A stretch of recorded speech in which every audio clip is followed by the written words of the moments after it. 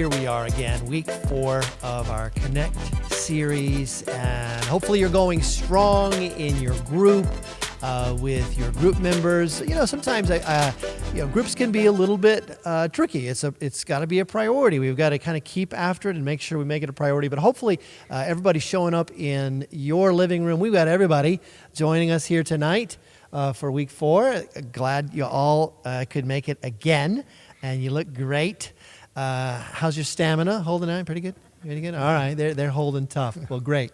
Well, so as we learned this past week, love is risky. Real love is risky. I tell you what, our culture has done so much with the word love that has to be undone from a biblical perspective, undone and rebuilt. Why is love risky? Because it requires me to make myself vulnerable. What happened to Jesus? He loved, it got him killed. Okay? So yes, is love risky? Real love. Yes, it is.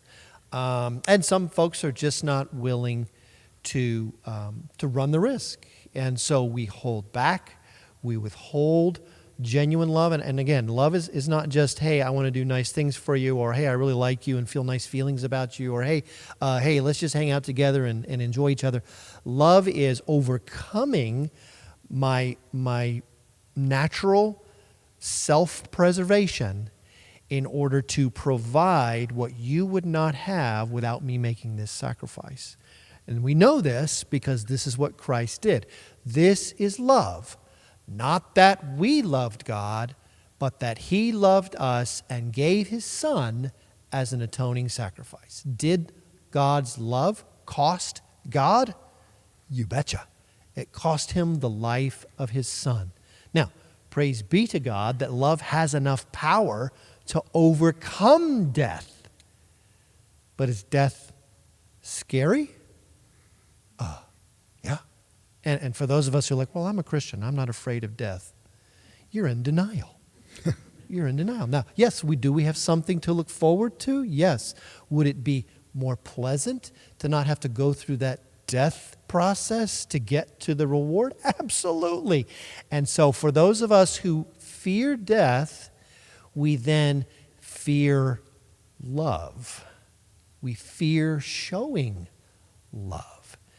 Because love costs. It does. Real love costs. So we, all of us, have experiences in our lives that have taught us what love can cost us. You don't have to be married to know that love is going to cost you. But if you are married for any length of time, you know, oh my goodness, I didn't read the fine print on how much this was going to cost me. I'm still paying in. And yes, that's how it's designed by God. But Phil, we have these experiences that teach us, stay safe, don't give, don't love as God calls us to, because people are not always safe. Right. And that's the risk. That's what we're afraid of. Mm-hmm. And when you think about it, it's Jesus gave us the command to love one another. Yeah. But then the fear there is, well, the love's not going to be reciprocated. That's right. Well, there's plenty of Jesus loves everybody. There's plenty of people that didn't love Jesus back, including me. Right. Because I'm a sinner. Right.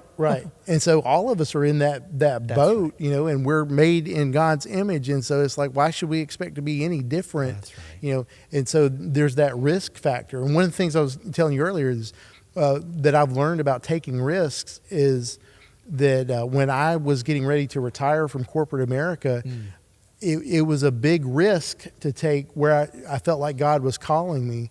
But what I had to learn was that if I'm sort of in a metaphorical bubble over here and God's calling me over here, well, even though I feel safe, I'm probably safer where God is. Yeah. So don't be afraid to go where God's at. There you go.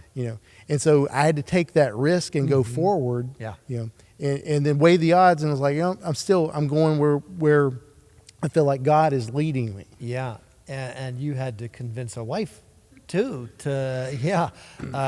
who I'm guessing had to show love to you. And I'm not being tongue-in-cheek here. I'm being serious here, to say, all right, well, I love you. And it's risky to love you when you're making a choice to surrender, guaranteed income and all these benefits and everything. And I think it was a bigger risk for her, to as much as it as it was for me to take a risk and go where and be obedient to where I felt like God was leading me. Yeah. I think it was even a bigger risk for her to sit back and watch somebody she loves take that risk. Yeah, absolutely. It was. I mean, there's a potential here that this plane could crash, right? And you're flying the plane, and maybe I don't trust how you're flying this plane, and so that fear then comes in that says, no, I'm not going to take this risk, and so no, I'm not going to let you follow God, or whatever it might be, And for all of us, we encounter the resistance to love that we call fear. So this is what fear is. Fear is the voice in your head that says, take care of yourself. Take care of yourself. So if self-love is the opposite of godly love, fear is the voice that says, don't risk giving up on number one. But, as John says in this passage, we are being perfected in love, that the longer you stay connected to God's love and power, the more deeply His love begins to dry out and drive out the voice of fear in your life. So the question was asked from one of our Connect group members. I have past experiences, childhood experiences that have contributed barriers to my ability to love and trust and have shaped my understanding of my identity. How do I overcome these? Well, I'm going to say, number one, it's not going to be overnight, right? So this is a process. We are being perfected in love, which is to say God will help us to overcome the learned self-protective behaviors, but I can't stay safe, right? So staying safe, I'll stay the same. Staying safe, I'll stay the same. If love is risky, then I have to step outside of my comfort zone, right? By definition, I'm safe in my comfort zone. Right? I'm not safe outside my comfort zone, but that's precisely the place where the risk is increased, where God's power is available. As I grow in weakness, He grows in strength, right? What did Paul say?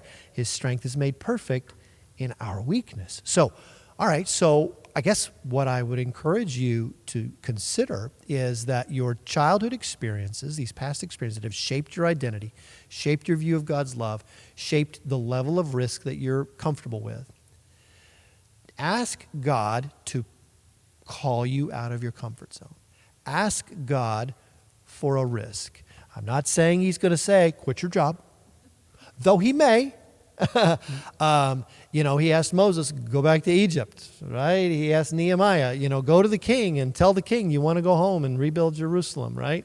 He asked David, go kill that giant, right? So, but the point is this, He's going to call you out of your comfort zone, and this is where you begin to learn what is real. He really is for me. He really is going to provide for me. He really is going to provide for my wife. He really is, because He really does love me, and His love is powerful enough to drive out my fear. Whew. Does it take time? Yes. And if you say, okay, I'm going to push the edge out this week and try something risky, guess what? Next week He says, well done. Here's the new edge. Now push again. And the rest of your life will be this increasing conquest of fear and conquest of your heart, conquest of the enemy by the same power, by the same love that raised Jesus from the dead. That's what He offers to you. So fear's a strong power. Arguably the strongest power we can produce on our own. the power of our fears. But God's power drives out fear. And it says his love is perfected in us. So that's what we're going to ask you to do tonight. Take a risk, take a risk and share. Here's where I'm struggling with my fears. Here's where my fears are maybe keeping me from taking a chance with this relationship. Or maybe, I had this burden to maybe try a new ministry or to lead a group or to whatever. But my fear just keeps cutting me off at the knees. Share openly, take a risk, push that fear boundary out a little bit, and just see if God doesn't provide you the love and the power that he has promised. You're his child. He loves you. This is what he has for you. So we welcome you to take that risk with your group, and we're going to see you next week then for our final lesson in our series, our Connect All good series. things come to an end, right? I know. Yeah, we're rounding third here. But hey, see you Sunday, and then we'll see you next week for our last Connect group meeting.